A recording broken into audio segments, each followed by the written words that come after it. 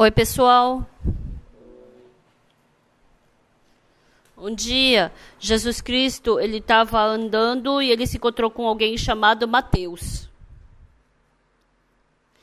Ele está escrito em Mateus capítulo 9, versículo 9. Jesus Cristo se encontrou com Mateus e ele falou para esse homem que estava sentado na coletoria e disse: segue-me. Partindo Jesus dali, viu um homem chamado Mateus sentado na coletoria e disse-lhe: segue-me. Ele se levantou e seguiu. E sucedeu que, estando ele em casa à mesa, muitos publicanos e pecadores vieram e tomaram lugares com Jesus e seus discípulos. Ora, vendo isso, os fariseus perguntavam aos discípulos: por que come o vosso mestre com os publicanos e pecadores? E Jesus falou o quê? Mas Jesus, ouvindo, disse: os sãos não precisam de médicos, sim os doentes. Ide, porém, aprendei o que significa misericórdia quero e não holocausto, pois não vim chamar justos, e sim pecadores ao arrependimento. Então, tendo vida espiritual, qual é o problema que nós temos? Jesus Cristo veio chamar os pecadores. Por quê?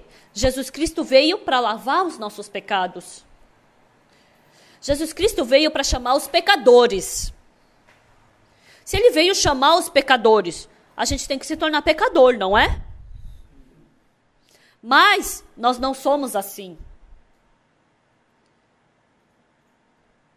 Nós temos que estar como pecadores diante de Jesus Cristo e receber o perdão de Jesus Cristo e depois sermos lavados e vivermos como justos diante de Jesus Cristo, com a justiça de Jesus Cristo. Não que nós vivamos como justos diante de Jesus Cristo. As pessoas querem viver como justos, sem pecar e sem ter defeito nenhum. Então, tinha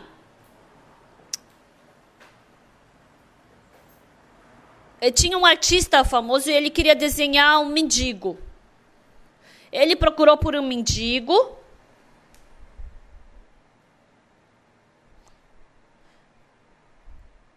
E ele era sujo, estava cansado.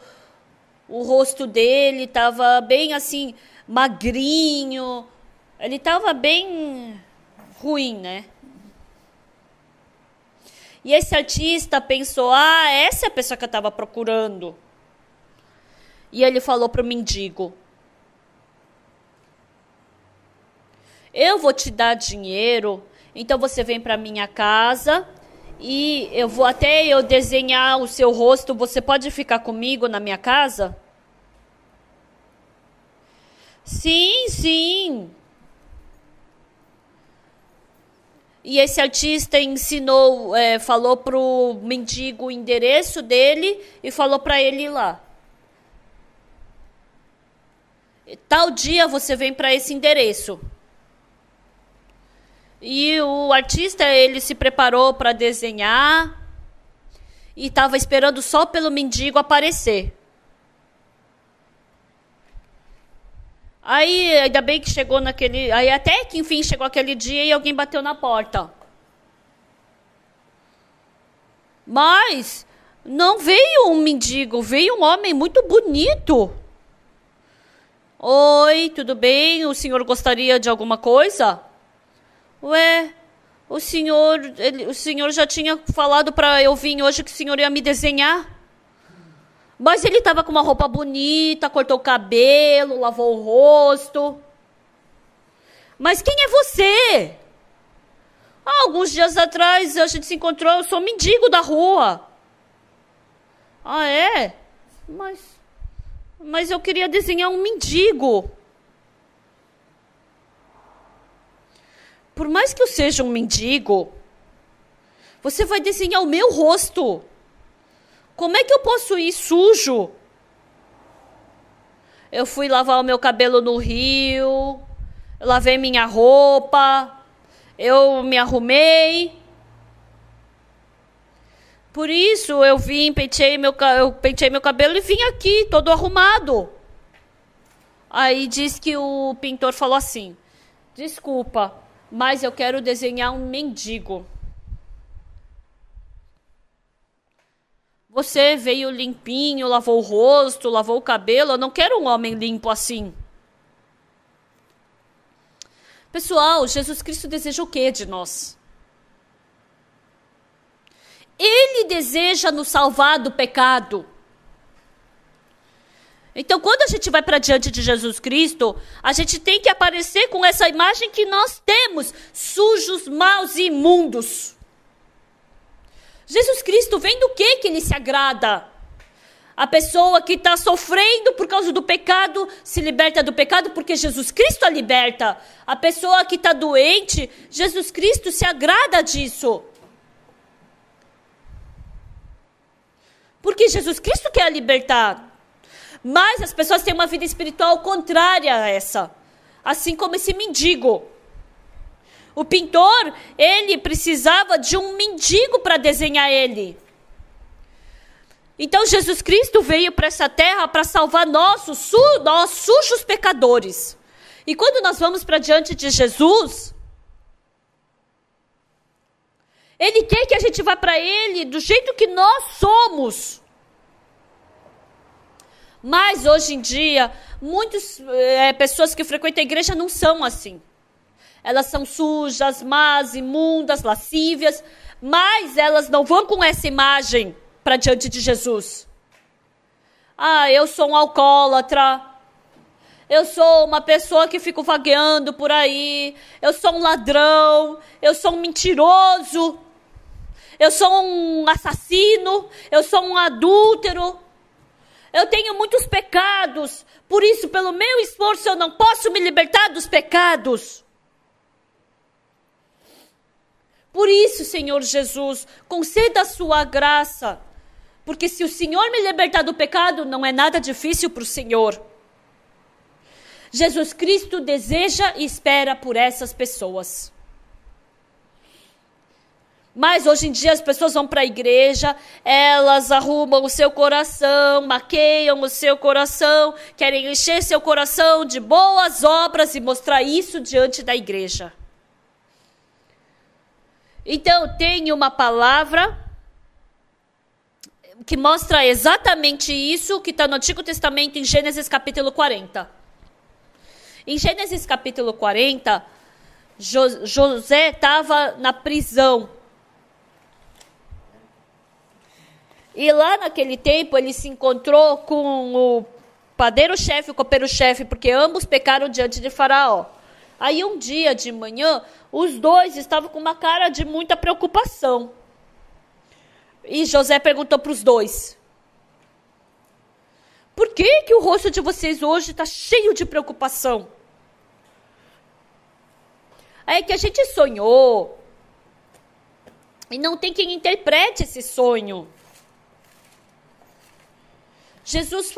José falou: o sonho, ele pertence a Deus, mas fala para mim o sonho.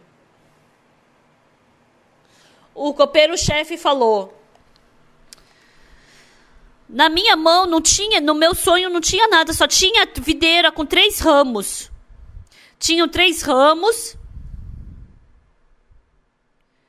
E ao brotar a vide havia flores, seus cachos produziam uvas maduras. E na minha mão tinha o copo de Faraó. E sempre que eu vou para diante de Faraó, eu levo o copo. E no copo que eu ia levar para Faraó não tinha nada. E eu peguei aquelas uvas, espremi, coloquei no copo de Faraó e o dei na própria mão de Faraó. E ele interpretou o sonho. 3 ramos são 3 dias. Dentro ainda de 3 dias, você receberá salvação. Eu li essa interpretação. Então, o José viu 3 ramos e falou que eram 3 dias. Como é que ele podia falar que através desse sonho, daqui a 3 dias ele seria salvo? José, ele tem sabedoria, mas eu não tenho essa sabedoria. É porque José recebeu essa sabedoria de Deus. E eu reli essa palavra. E assim como Deus mostrou para José a interpretação desse sonho, ele mostrou para mim também. Esse copeiro-chefe, ele cometeu pecado. E ele tinha que ir para diante de Faraó, ou seja, ele tinha que ir para diante de Deus. Mas o que ele estava levando na mão? Um copo com vinho. O que significa o vinho na Bíblia? Quando a gente faz a Santa Ceia, tem o vinho, não é? Que representa o sangue de Jesus Cristo, e o pão representa o corpo de Cristo. O copeiro-chefe com certeza cometeu pecado. E ele espremeu as uvas no copo e levou esse vinho para Faraó. Por que o copeiro-chefe levou o vinho? Porque o vinho representa o sangue que Jesus Cristo derramou para lavar os nossos pecados. Ah, eu cometi muitos pecados, eu fiz muitas maldades, eu sou sujo. Mas Deus, olhe para esse vinho. Olhe para esse sangue de Jesus Cristo. O sangue de Jesus Cristo representa o quê? Que ele morreu na cruz para lavar os nossos pecados. Quando Jesus Cristo morreu na cruz para lavar nossos pecados, isso daí é uma prova de que ele perdoou os meus pecados. Então, esse é o testemunho do copeiro-chefe. Então, ele cometeu vários pecados. Então, por causa desse pecado, eu tenho que receber maldição e destruição. Mas Deus fez com que Jesus Cristo se responsabilizasse por todos os nossos pecados. E Jesus Cristo morrendo na cruz pelos nossos pecados, ele perdoou todos os nossos pecados. Olhe esse sangue. Esse sangue foi derramado quando Jesus Cristo morreu na cruz. Deus, olha esse sangue. Esse sangue é a prova que todos os meus pecados foram perdoados. Senhor, eu admito que eu cometi pecado. Mas o Senhor já recebeu o salário o salário desse pecado. Olhe para esse vinho. Esse sangue. Esse vinho não é vinho, é o sangue que prova que o meu pecado foi perdoado. Quando nós vamos para diante de Deus, há pessoas que são iludidas. Ah, eu fiz bondade. Ah, eu fiz boas obras. Ah, eu fiz bem isso. A pessoa suja, se ela faz bondade, quanta bondade ela pode fazer? Se ela é má, quanta bondade ela pode fazer? Muitas pessoas querem ir para diante de Deus com a sua bondade, com a sua própria justiça. Essas pessoas não ouvem a voz de Deus. Sabe o que é a voz de Deus? Sabe o que Deus está nos falando? Deus nos fala o quê? Mais enganoso do que todas as coisas é o coração do homem e desesperadamente corrupto. Não existe nada mais sujo e imundo e mau nesse mundo do que o coração do ser humano. Esse coração sujo e imundo, se a gente levar para diante de Deus, Deus, olha, eu dei o dízimo. Deus, olha, eu fiz bondade. Deus realmente odeia isso. Por isso o copeiro-chefe, ele percebeu isso. Ah, eu cometi pecado, eu fiz maldade, eu menti muito, eu tinha muita maldade, eu roubei muito. Mas olha esse sangue. Esse sangue é o sangue que Jesus Cristo derramou na cruz. Quando Jesus Cristo morreu na cruz, por que ele morreu? Ele morreu pelos meus pecados. Esse sangue é a prova exata que ele morreu pelos nossos pecados. E olhando para esse sangue, Deus, por favor, me aceite.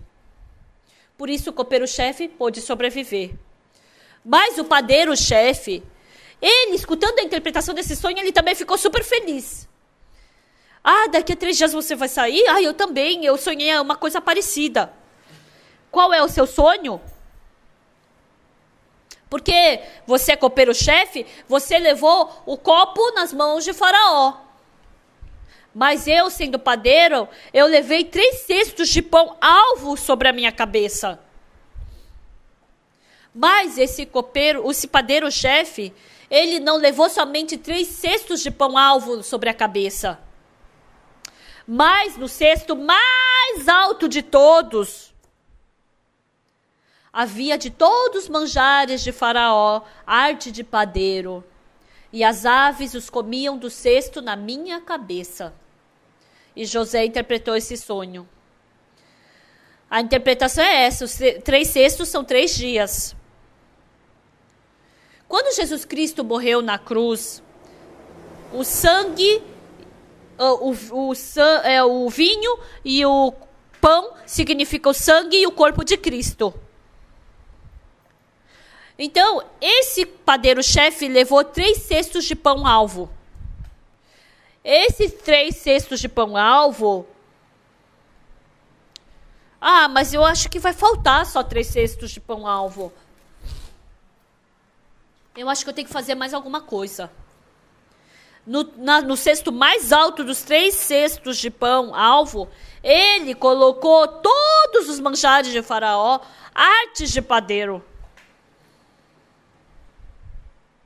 E as aves comiam do cesto na minha cabeça. E o rosto de José, escutando isso, trocou a sua feição. Por quê? Porque era só ele falar, tinha 3 cestos de pão alvos sobre a minha cabeça e acabou.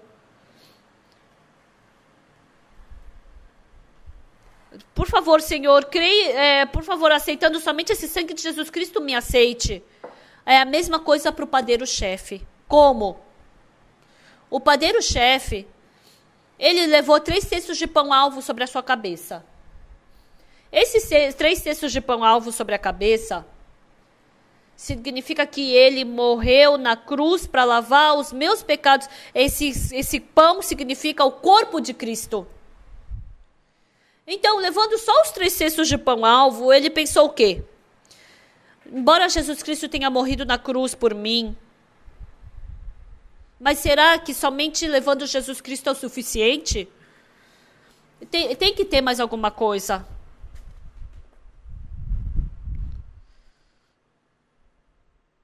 Então, somente pelo sangue de Jesus Cristo, eu acho que vai ser insuficiente. Precisa de mais alguma coisa. Então, dizer que a morte de Jesus Cristo na cruz foi insuficiente quer dizer o quê? Jesus Cristo ter morrido na cruz pelos meus pecados, isso é insuficiente. É verdade que Jesus Cristo morreu na cruz por mim. Mas isso não é tudo. Tem que fazer mais alguma coisa. Tem que adicionar alguma coisa. Se eu não fizer alguma coisa, não dá certo. Então o resultado é o quê? Fazer mais bondade, coisas mais agradáveis, coisas mais preciosas. Sobre o pão alvo, ele tinha que colocar as suas boas coisas. Então, a nossa boa obra, o que eu fiz bem, a minha bondade, porque a gente coloca isso sobre todas as coisas.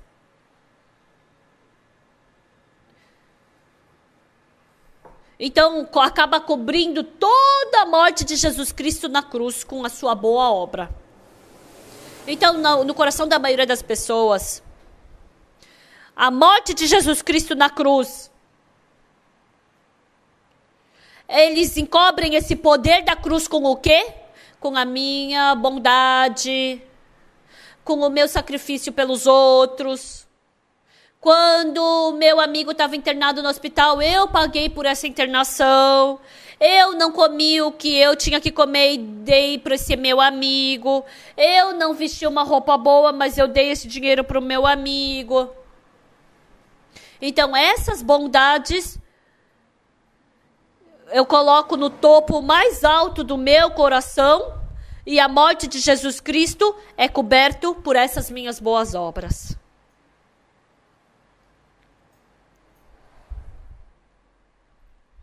Uma coisa que vocês têm que se lembrar Antigamente eu era assim. Jesus Cristo morreu na cruz pelos meus pecados. E um dia eu estava no púlpito pregando para as crianças.